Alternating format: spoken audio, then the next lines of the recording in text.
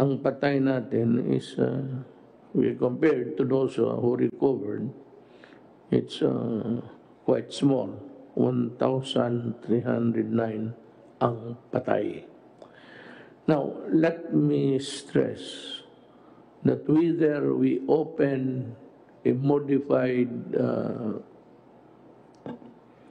lockdown or we totally open it in wild abandon, kagaya ng Amerika pati Brazil, ang mga presidente doon medyo matatapang. Baka may pera, ito si Bolsonaro.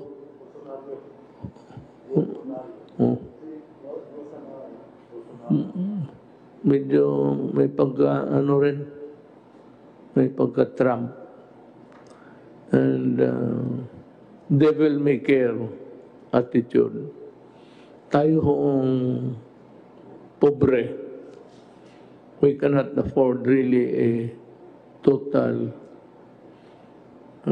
epidemic or pandemonium. Mahirap tayo. Hindi tayo pwedeng sumugal.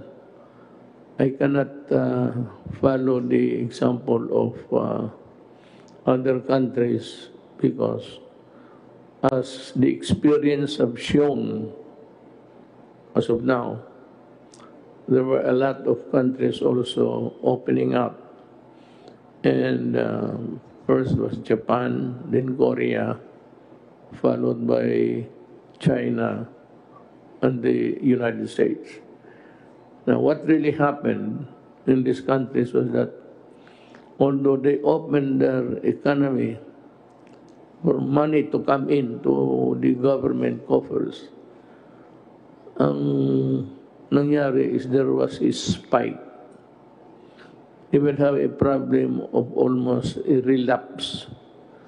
Parang relapse in the totality of the number. Iyon ang mahirap. Now, we do not even know if the number of 34,178 of active cases is still a part of the first wave, or have we arrived at the second wave? I don't think so. We are still grappling with the first wave. So, mga kababayan ko, ginusto ko man, ako mismo personal, gusto ko nang lumabas. Ayaw ko nang magpapigil. Kung gusto ko nga, magkipag-away na ako. Ang problema is, yun ang gusto ko. Pero ang gusto ko, hindi makapabuti sa ating lahat. And that is true for your choice and my choice. And so we have to be very circumspect in the opening of the economy. Dahan-dahan lang. And if ever there is going to be a spike again, baka marami ang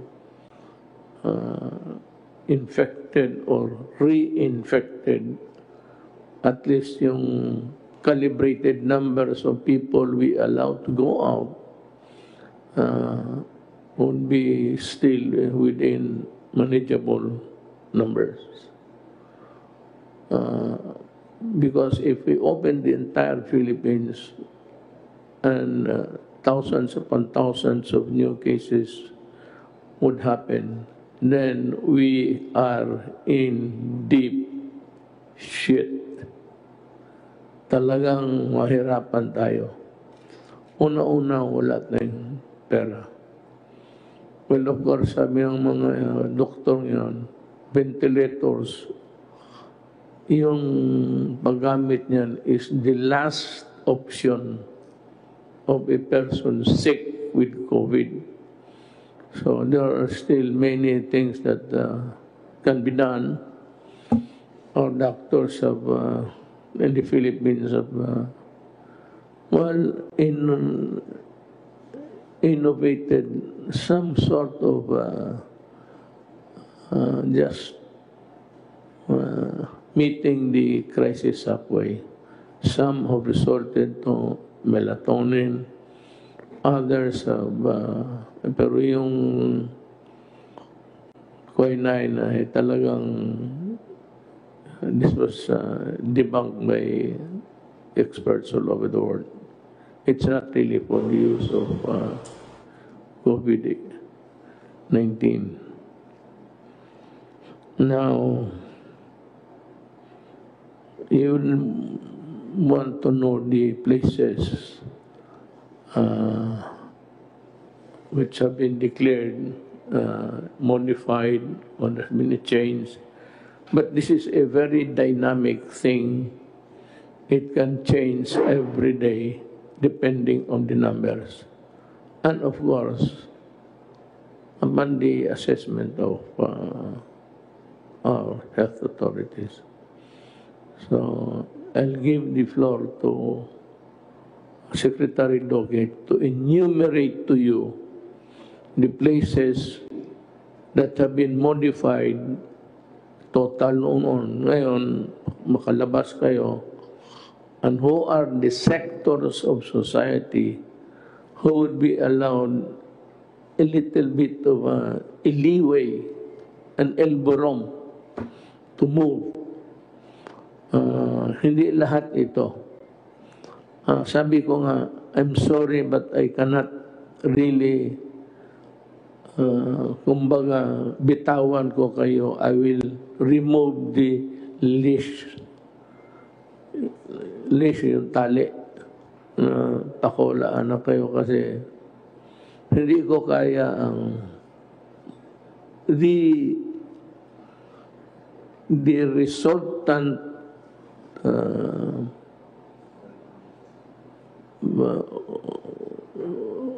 happening or the resultant end game there is too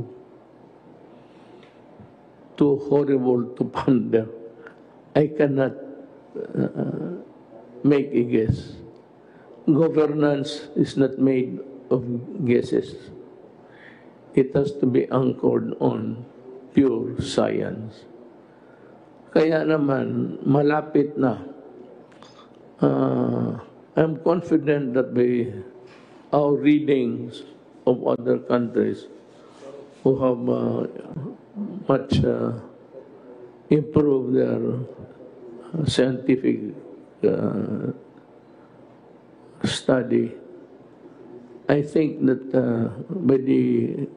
by December, meron na hong vaccine.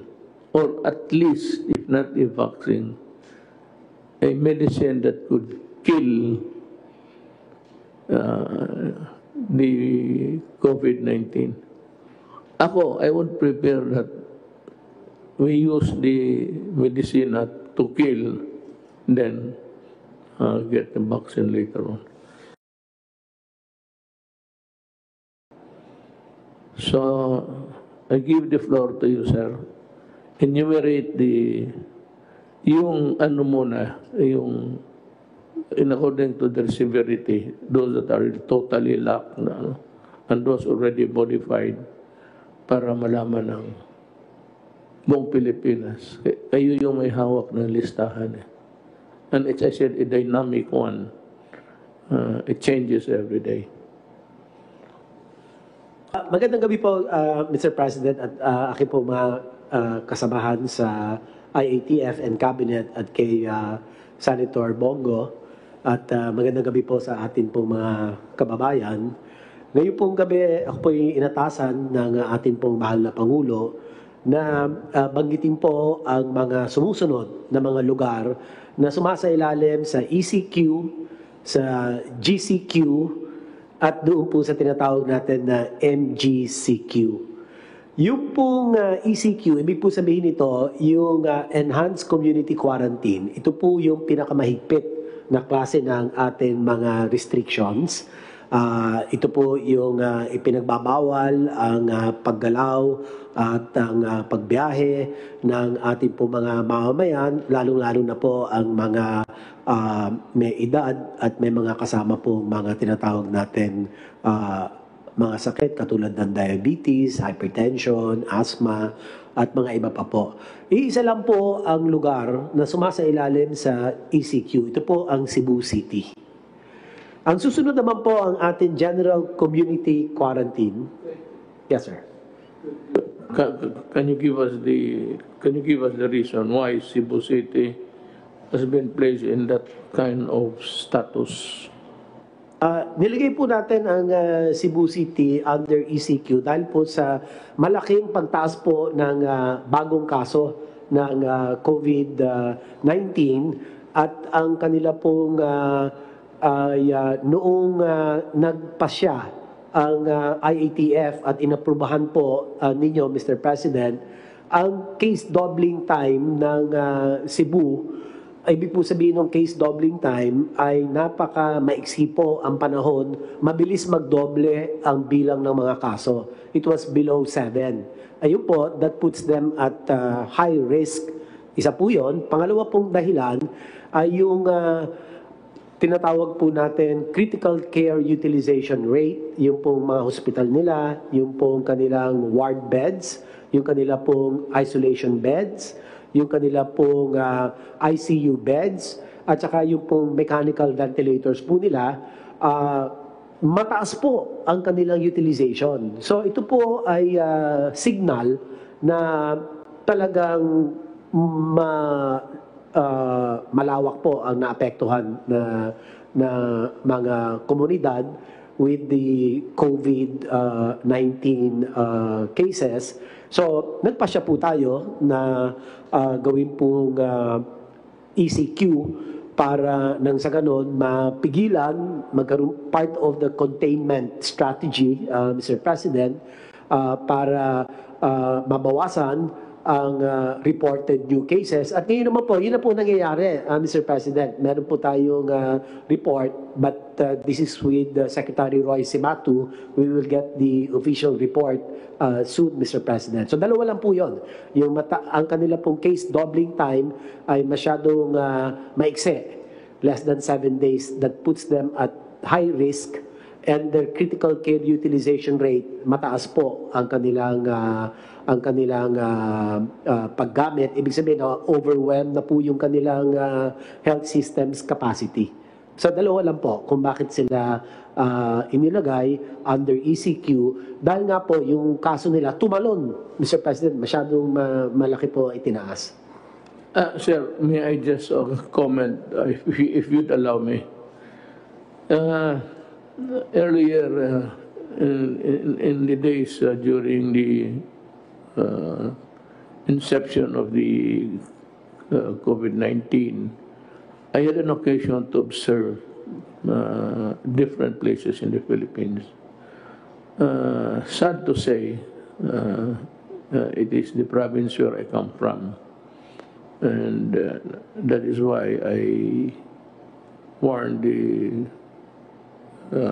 residents there that they should not take it against me. We had all the warnings in place, and the police were very strict.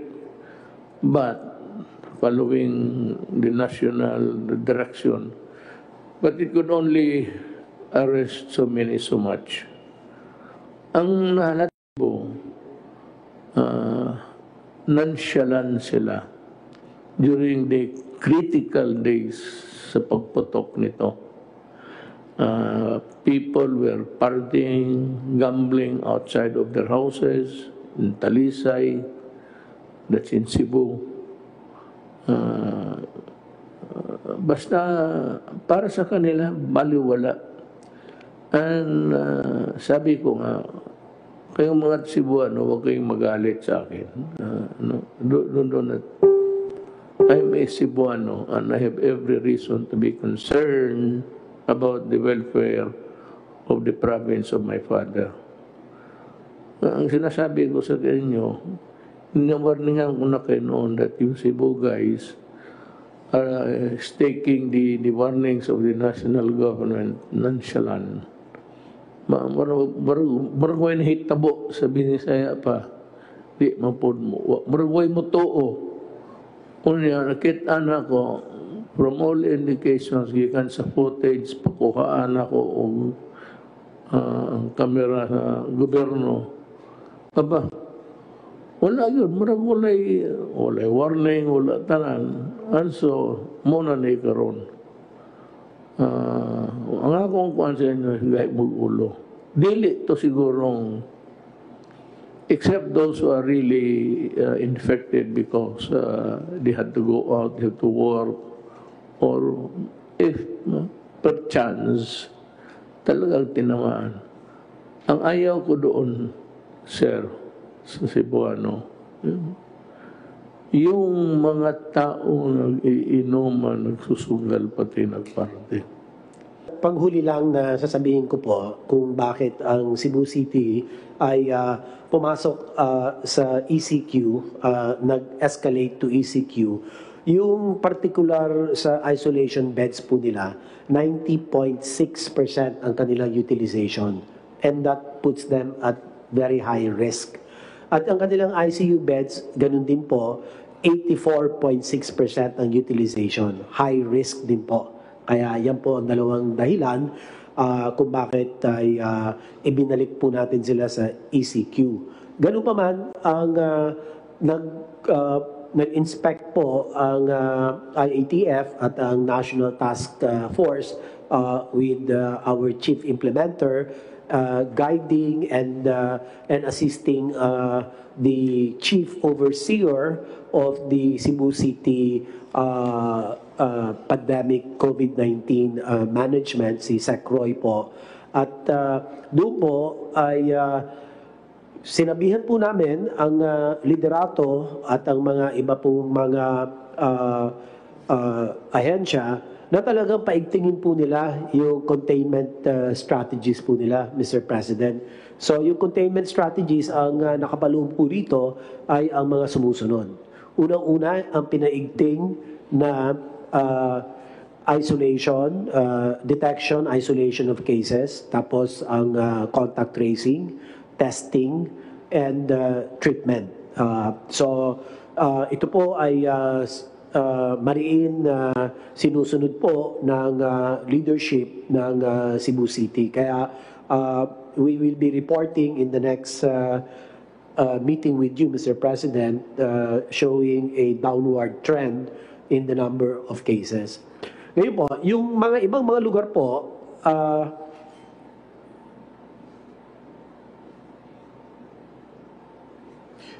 yung mga nakapaloob po sa GCQ or General Community Quarantine ay ang NCR, ang Benguet, ang Cavite, Rizal, Lapu-Lapu City, Mandaue City, Leyte, Ormoc, Southern Leyte, at tatlong lugar po sa Cebu Province, ang Talisay City, ang Minglanilla at Consolacion.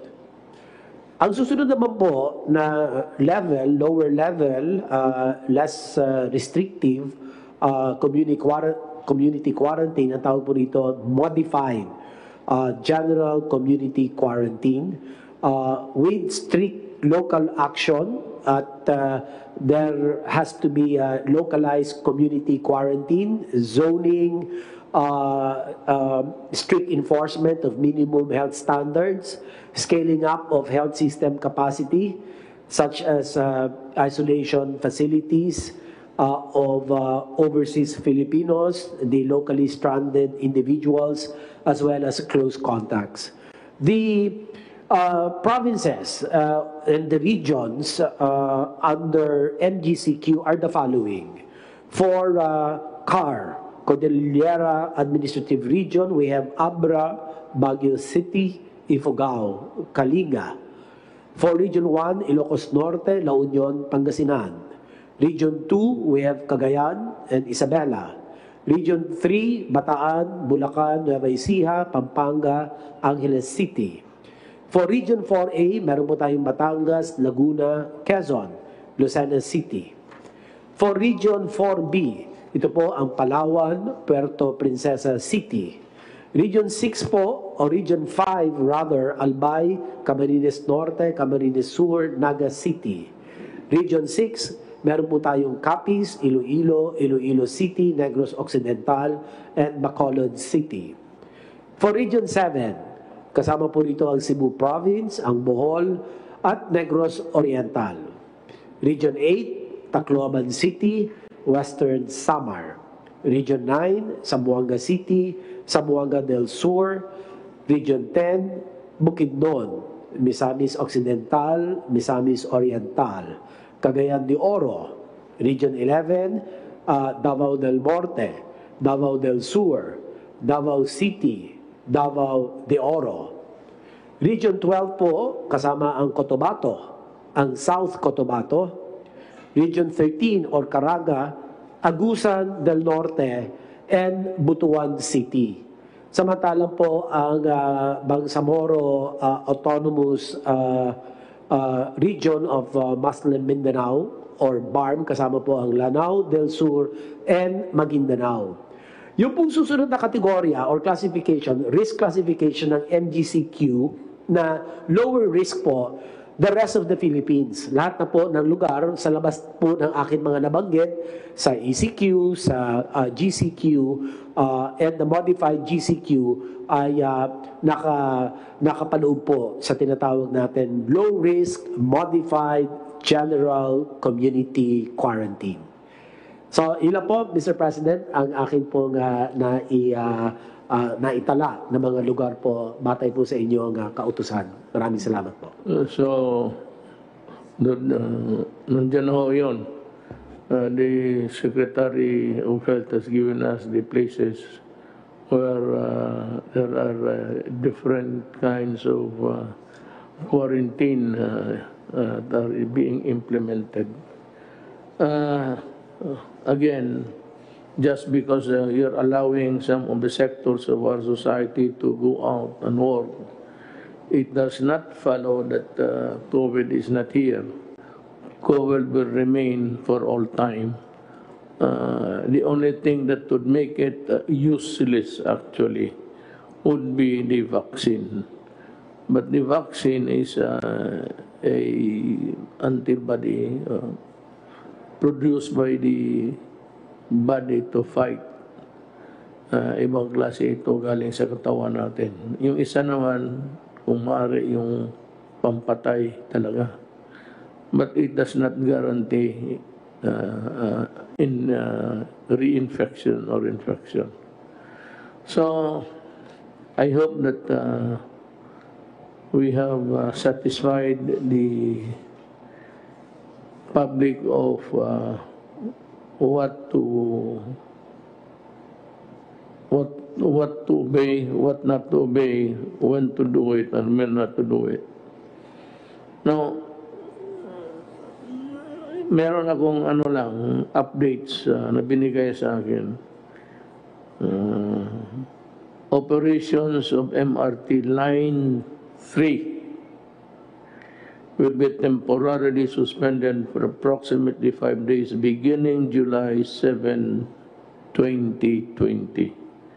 It will only resume, at least in limited operations, once testing confirms that sufficient number of personnel are negative for COVID-3.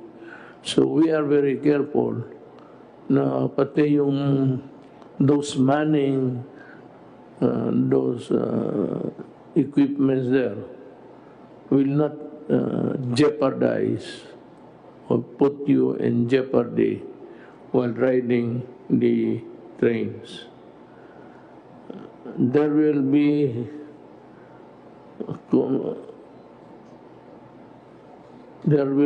a shortage at the beginning, but we will augment it with the number of increased buses using the line. Itong suspension of non-essential travel by Filipinos is now lifted all exit travel restrictions are also lifted. Conditions for outbound travel of Filipinos. Yung Pilipino na gustong lumabas sa bayan niya, ito lang ang tandaan ninyo. And you can call us again, and we would be happy to repeat it to you again. The conditions for outbound travel of Filipinos are as follows. The submission of confirmed round-trip tickets for those traveling on tourist visas. This is not only a mandate dito sa Pilipinas. Yung mga lugar na puntahan ninyo, interesado rin na pupunta kayo, tapos aalis kayo pag panahon na. Adequate travel and health insurance to cover rebooking and accommodation expenses if stranded, and hospitalization in case of infection. Medyo mabigat ito. Ewan ko how much would be added to your expenses, but itong insurance, mabigat ito. Na kung while in travel, makasakit ka. Well, the best is Blue Cross, I think. Blue Cross would answer for anything while you are out of the country. Anything at all. You get sick, and you can choose even, I think, the hospital that you'd be checking in. Ano ito? But this is a very expensive proposition. Tayo, hindi tayo maka-afford nito. Ano lang. The Blue Cross is almost like a membership. Ito naman, ano lang ito, pangkaraniwan lang sa travel. Allowed entry by the destination country in accordance with travel, health, and quarantine restrictions. Ito nga kaya hinihingi na dito ngayon. Execution of a declaration acknowledging the risk involved in traveling, including the risk of delay in the return trip. This is so because COVID is still rampaging. Is there anybody who'd like, Secretary Galvez, you'd want to say something? Sir, Mr. President, our Phase 2 of the new National Action Plan has been approved by the IATF last Thursday. And in order to address the resurgence of COVID and also make an opening on the economy, we have already formulated the plan. And with your indulgence, sir, we can present it to you, sir. Well, Sir, Mr. President, it is my honor to present to you and the public the salient points of the second phase of the National Action Plan, which was approved by the IATF last Thursday. It has three imperatives.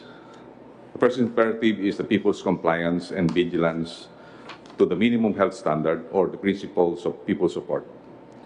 One of the major imperatives of the NAP is the changing people mindset that the success of our campaign is basically anchored on the people's support and active participation and vigilance to strictly observe and promote the minimum health standards and disease prevention. As you have said, Mr. President, that we have to concentrate on prevention. Since prevention will not only save more lives, but also save our critical resources. Hindi na tayo, sir, kailangan magkaroon ng extensive na healthcare na pagka once na we have able to prevent it. During the phase 1 of our campaign, Mr. President, we have seen that the areas with unity of command and unity of effort, we were able to manage and contain the spread of the COVID-19.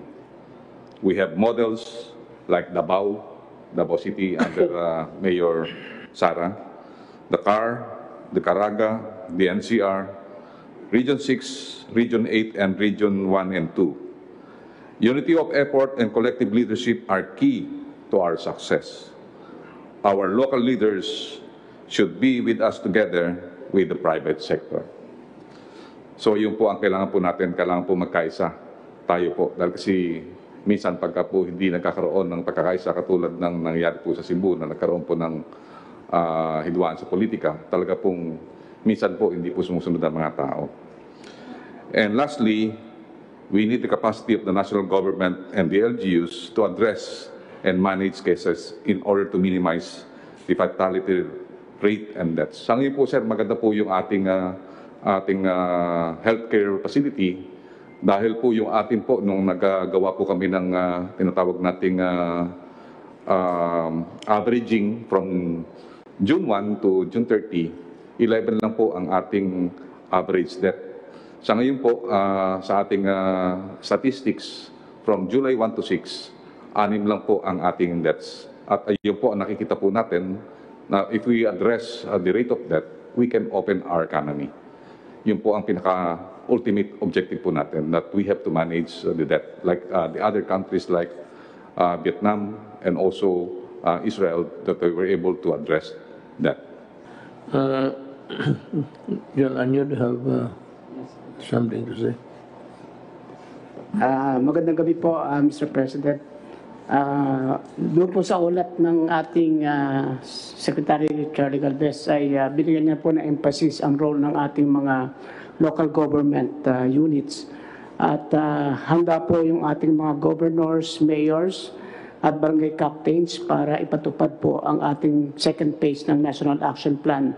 Ang ating pong mga local chief executives, ang ating tinatawag na magiging information managers, sila rin po ang crisis managers at sila rin po ang leader to fight COVID-19. At handa na po at makikita po natin sa buong kapuluan na maganda po ang ginagawa ng ating mga local government officials. In fact, ay tumataas po ang rating ng ating mga local chief executives sa performance po nila. Nais ko lang po kayong bigyan ng ulat sa iniatas ninyo sa akin tungkol sa pag-alaga sa ating mga LSI.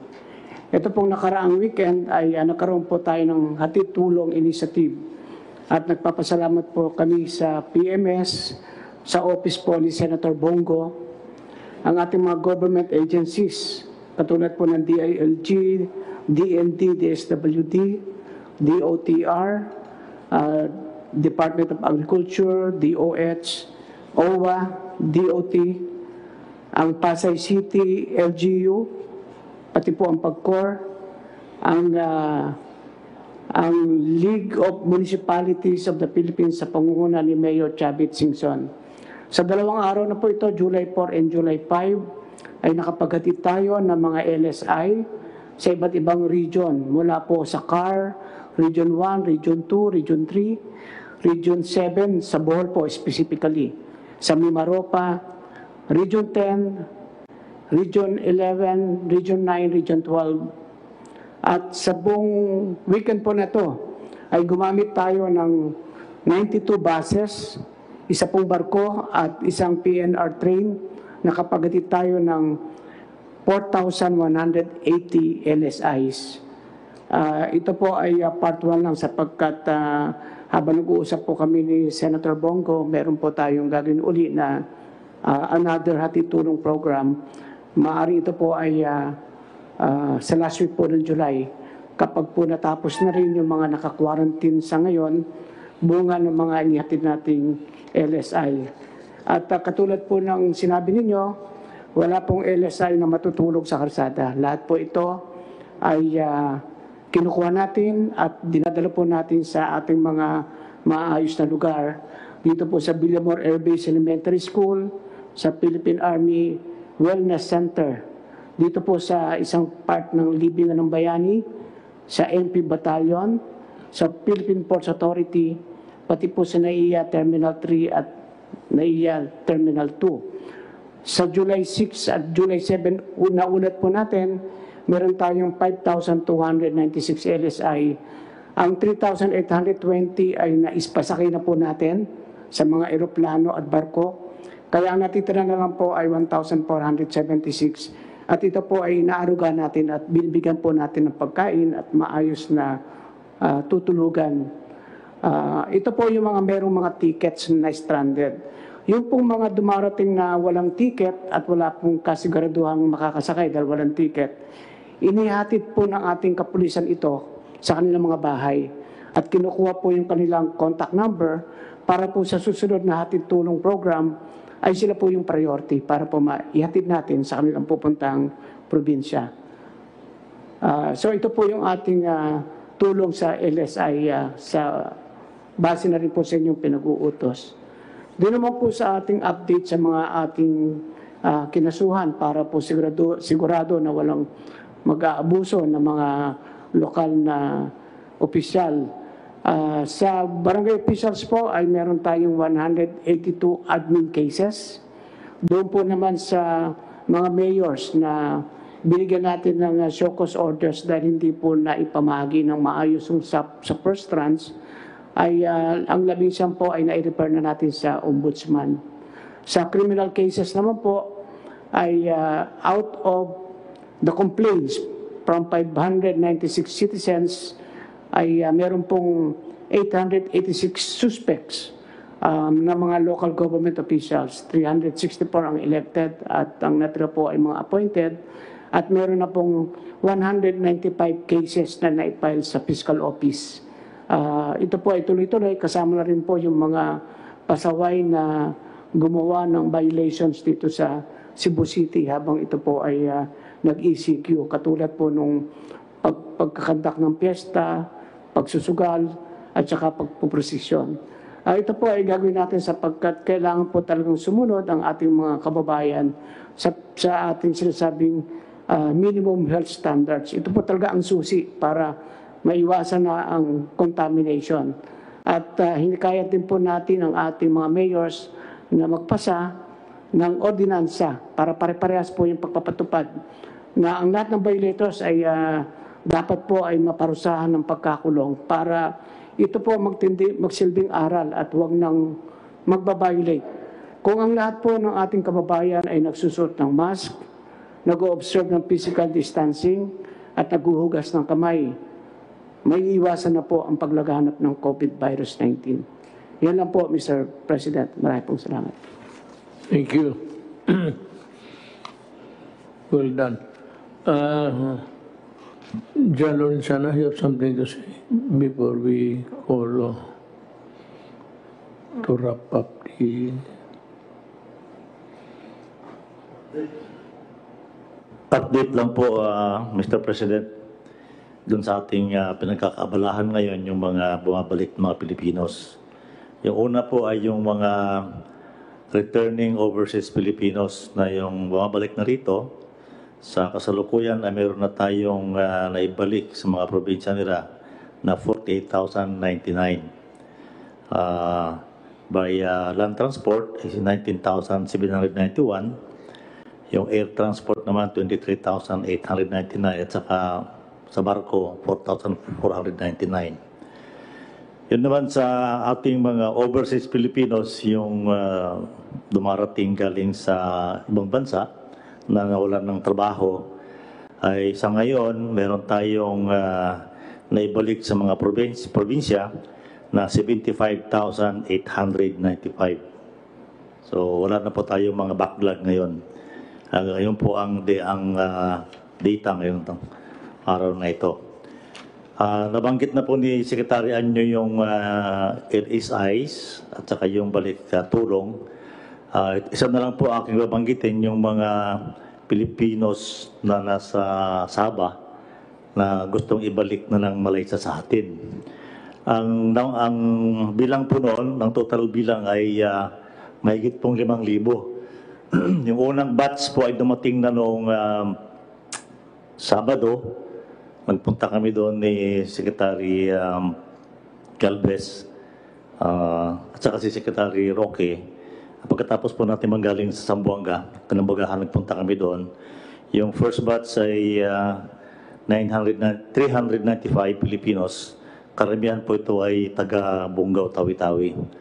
So ito pong barko natin na pumupunta ng Sabah ay every 2 weeks ay magkakahakot nitong mga Pilipino na to.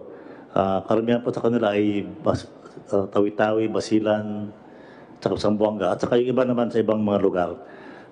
Nakausap na po namin yung mga provincial government na tanggapin nila itong mga mga taong ito dahil sila po ay COVID-free na.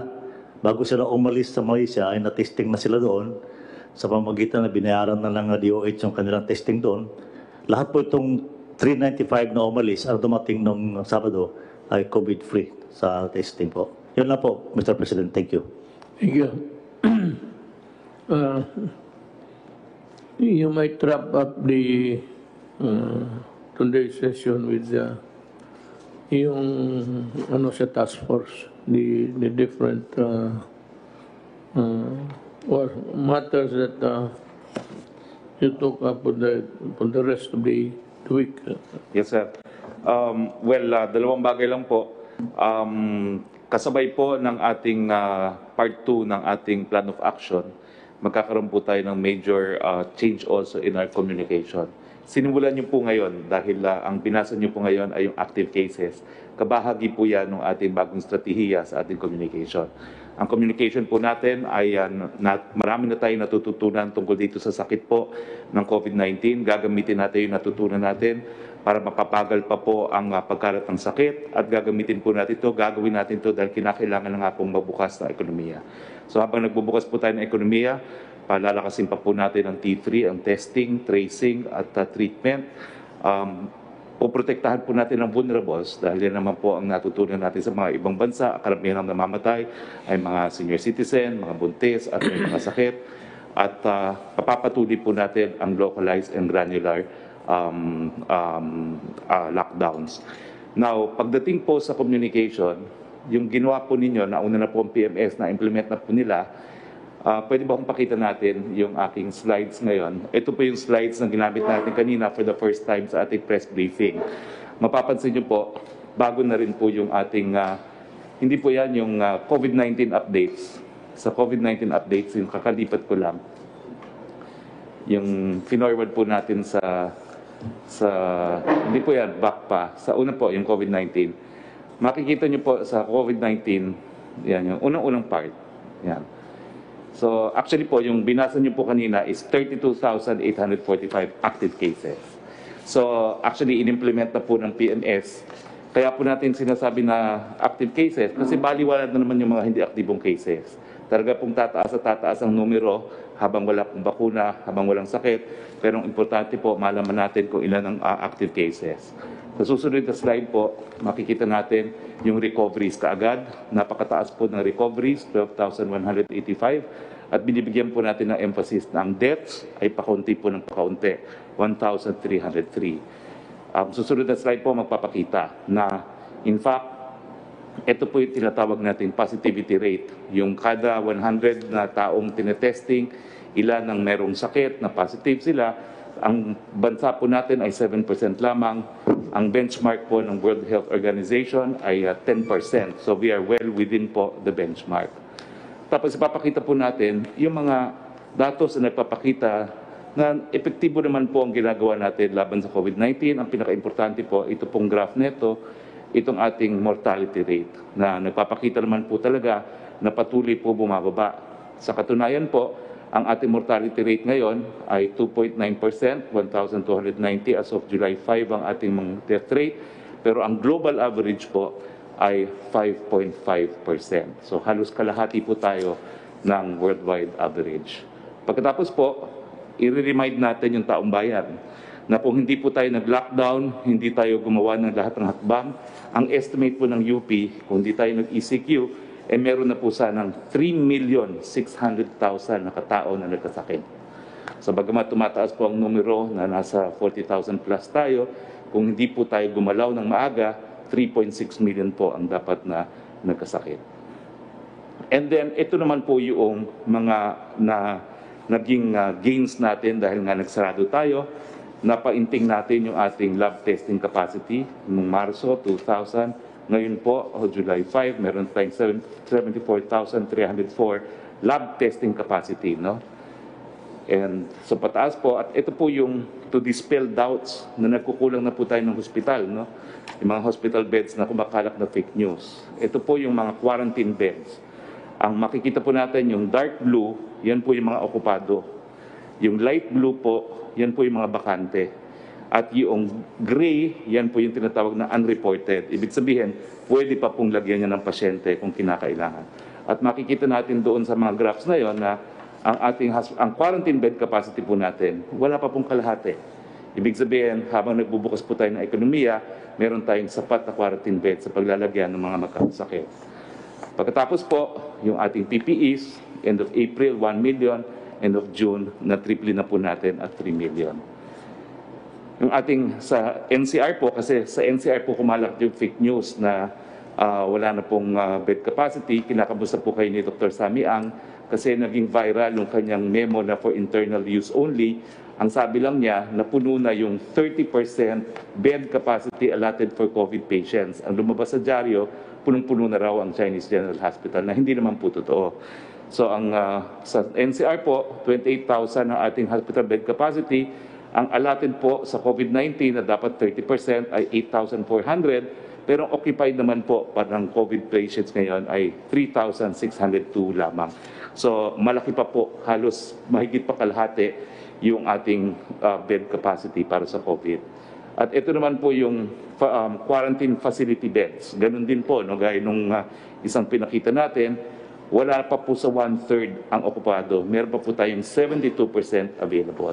Ang mensahe po natin, kaya tayo nag-ECQ, hinandaan po natin, pinalakas po natin yung health system natin para pagbukas ng ekonomiya, maaalagaan po natin yung mga magkakasakit na critical at severe. Pero ang trend nga po, wala pa pong 0.6 ang severe at critical na nagkakasakit. So habang ang tao naman po ay nag-observe ng minimum health standards, so yung social distancing, wearing of mask, nag-expand ng testing at nag-localize sa targeting, pwede na po natin buksan ang ating ekonomiya. Well, ito nga po yung bagong thrust ng ating communication plan at kayo po ang number 1 communication na tool ng buong Pilipinas. As we open the economy, ang responsibilidad po ay mas malaki na ngayon sa mga LGUs dahil nga po sa localized lockdown, sa mga kumpanya na pangalagaan yung kanilang mga empleyado, at sa individual dahil sa pagsusuot ng mask, paghuhugas ng kamay, at pagsusocial distancing. Yan po talaga ang sandata natin laban sa COVID-19. Ang statistics po, ang pagsusuot ng mask, it can lower the probability of acquiring the disease by 85%. Ang social distancing po, it can reduce the probability by as much as 80%.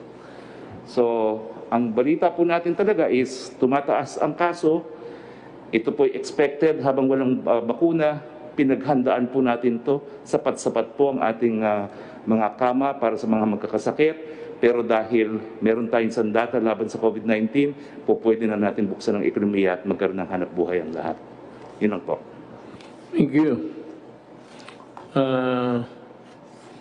I'd like to thank everybody sa itong ating gobyerno. The governor that's really the cabinet members working for the prompt response that you undertook to alleviate the plight of the stranded Filipinos. Nakakaawa talaga, and it took you just about 2 days to solve the problem. I'd like also to thank Secretary Tugade for his fast action. Alam mo, yan lang ang maibigay natin sa tao, yung hindi masyado mahirapan ang mamamayan. And whenever there is a problem, that we try to solve it as fast as can ever be done. Maraming akong nakita doon sa trabaho ninyo, and I cannot thank you individually now, but maybe someday in the fullness of God's time, mawala na ito. So we're just waiting for the vaccines, and of course, whatever there is that will hit the market before the end of the year. Sana mawala na ito. Double hit tayo eh. We were hit double whammy. It concerned the health of the nation, pati yung economy. And the only consolation is that we are not the only one. Of course, the rich nation are better off. But at least tayo were able to stop the rampaging COVID on its tracks with our timely intervention, government, especially the medical workers. So maraming salamat sa inyong lahat. Now, if there are no other matters, urgent matters affecting the, well, let me just give a few words about the terrorism law. Ito kasi yung mga left, pati itong komunista, they think that we are always thinking of them. They don't even know that we are also thinking of other matters. As a matter of fact, they are the least that we are spending our time. Itong komunista, whatever be the fortune or misfortune of that law now, I'm sure it will be challenged before the Supreme Court. Sana yung mga the much needed legal weapons that we need to fight terrorism. Kasi ang terrorism ho, hindi ito isang dalawang putok. As what happened in Mindanao and in other places, mostly in Mindanao, ang ginagamit kasi nito nila, bomba. Ang bomba niyan, lahat na sa simbahan may tama o may bukol. Yun nga ang problema niyan. Hindi nila alam, they think that they are a different breed. They would like to be treated with another set of law. When as a matter of fact, they are terrorists. They are terrorists because I finally declared them to be one. Why? Because I spent most of my days as president trying to figure out and connect with them on how we can arrive at a peaceful solution. Wala namang gustong may gera eh. Ako ayaw ko, lalo na ako, kilala ko sila, kilala ko. And it was a good rapport while it lasted. Yung na-presidente na ako, iba na lang ang istorya, simply because in the ladder of priority, the highest sa akin would be the security of the state. Pero noong panahon ng politika, well, boto yan eh, bilangan ng boto. Naturally, you cultivate friendship with everybody. But there is always a time to be friendly and a time just to be firm.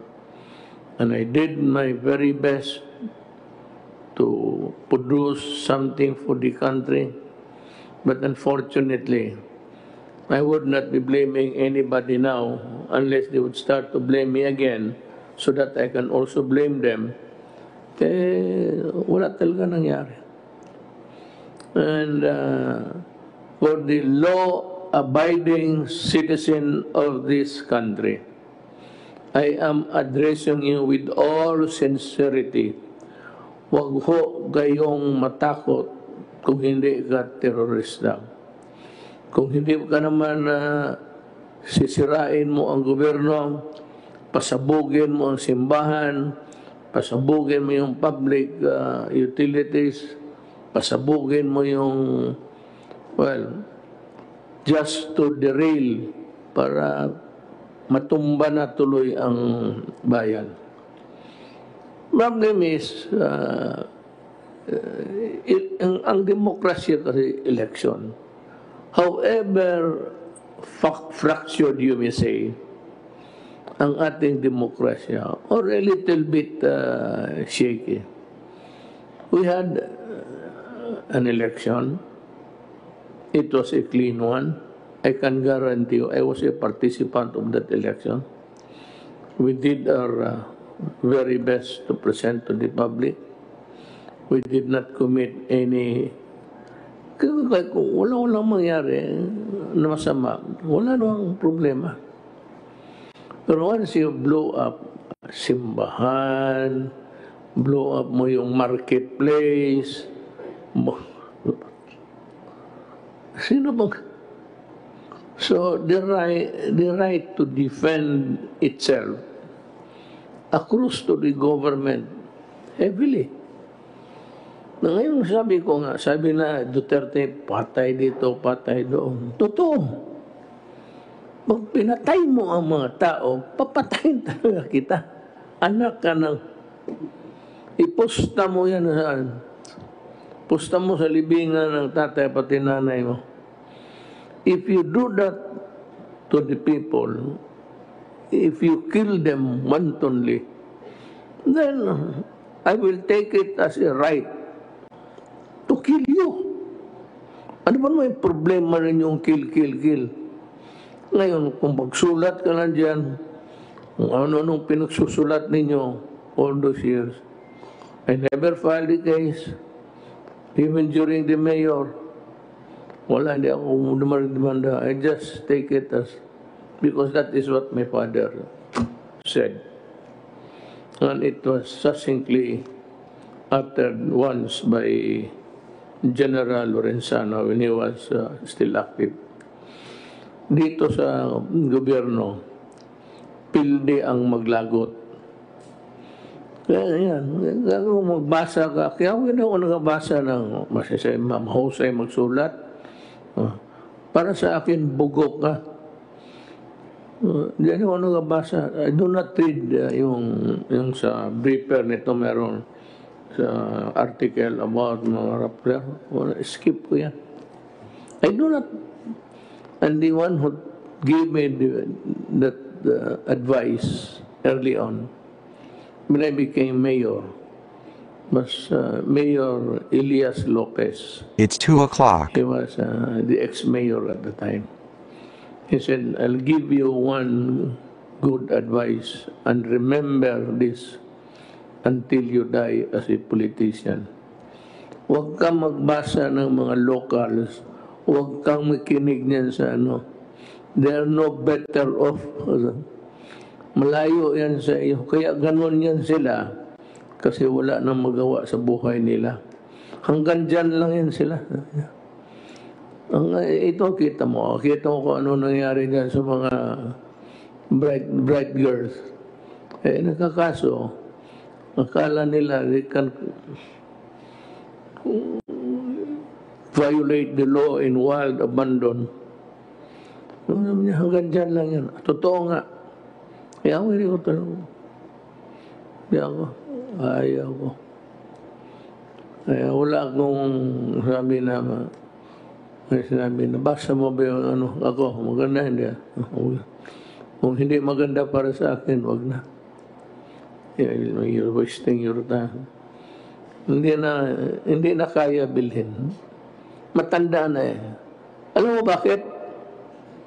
Bigyan mo ako ng ilan? Isang truck na pera? Anong gawain ko sa pera?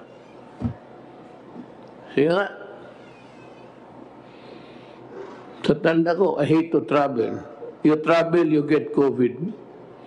Kaya akong ba rin mga koleksyon, mga rare, antique, gano'n. Pero yung military hardware, wala ako. Hindi ako mahiling ng yung mga hobby lang. Travel, I cannot travel anymore. Totoo yan. Wala na yan sa amin.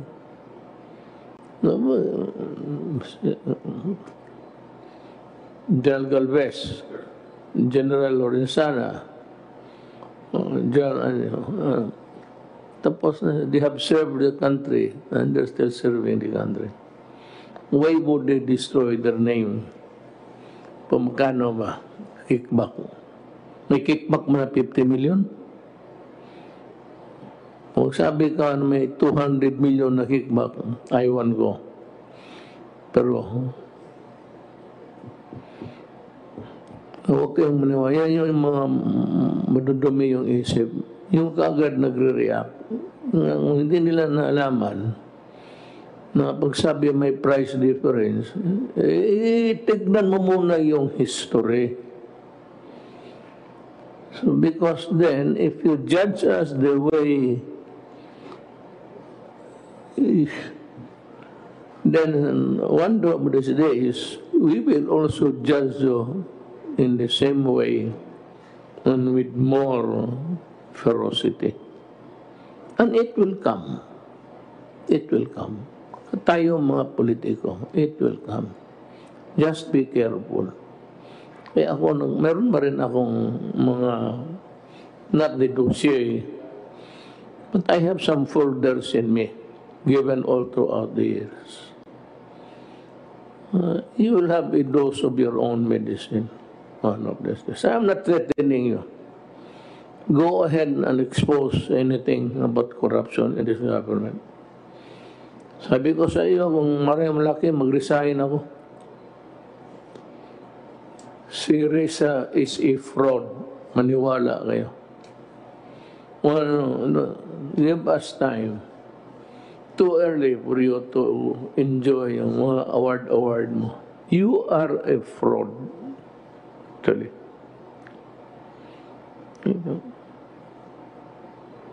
We are just compiling at this stage. And someday, in bold letters, we will show your incongruity. You are a fraud. So, yan lang ang masabi ko. Total, wala naman akong hinihingi sa inyo. I'm not asking for any political boto. Wala na. All I'm asking is that you obey government, because government is very much interested that you don't get sick, or if you get sick, that you get well and would live to grow, to see your children grow and your grandchildren to love. Ganun lang yan.